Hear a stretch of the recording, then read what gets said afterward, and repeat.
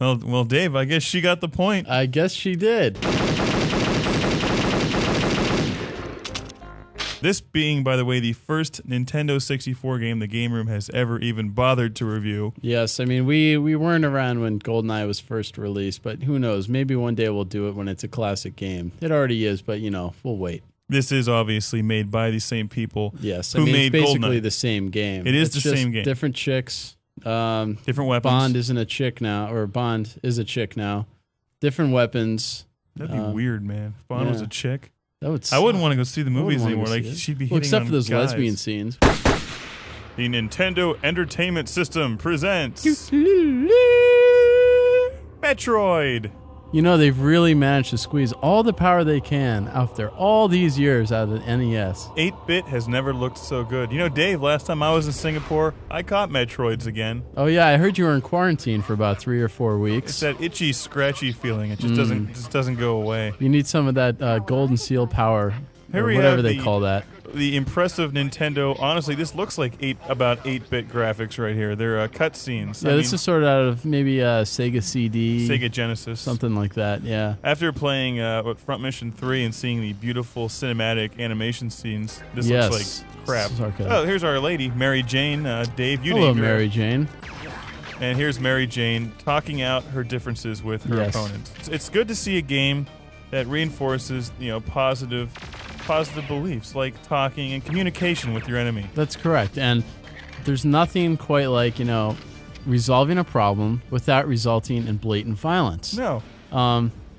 See, there was a discussion taking place. We turned the audio off. You can't exactly hear it. Now, these guys, they were saying, hey, we talked for a little while, but then we just, it didn't work out. It just didn't work out the way we planned. Things went sour. Yes. But anyway, we were very unimpressed with the graphics, as we told you. The gameplay kicks ass. The gameplay's good. It's basically just GoldenEye Part 2 with a chick and lasers. Yeah, more like. Pretty much. But there are a couple subtle differences with this game. When you get hit, your vision goes blurry. Which is kind of cool. Yeah, and there's actually more enemies on the screen at one time in this game than there were at Bond. And the environments are bigger and just more detailed. Now, fortunately, all the bad guys have really bad aim.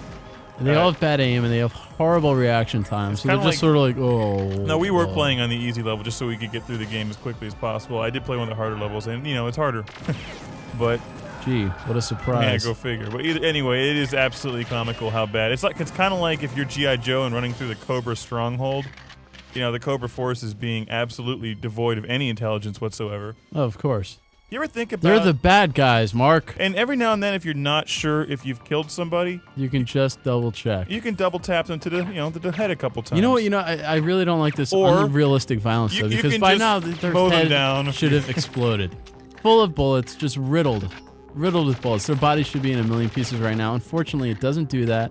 And for a little while, Mark, I remember we were really excited because the dead bodies didn't go away. But you come back if you leave the hallway and come back. There's always one remaining, just so you know you've been there before. No, you got to give them credit. At least they don't blink in front of you and go away. They don't blink. That's like antagonizing me. That's saying, haha, we don't support this mass destruction and violence. They don't blink and go away. They go away kind of like while your back is turned. It's kind of like Santa Claus. And you got to give it to Rare. They did make a really good game with the hardware they have. It's just too bad such talented programmers have to work with such an underpowered system. It's awful. All right, another criticism. You can't shoot civilians without being penalized. That's fucking weak. That's bullshit. Yes.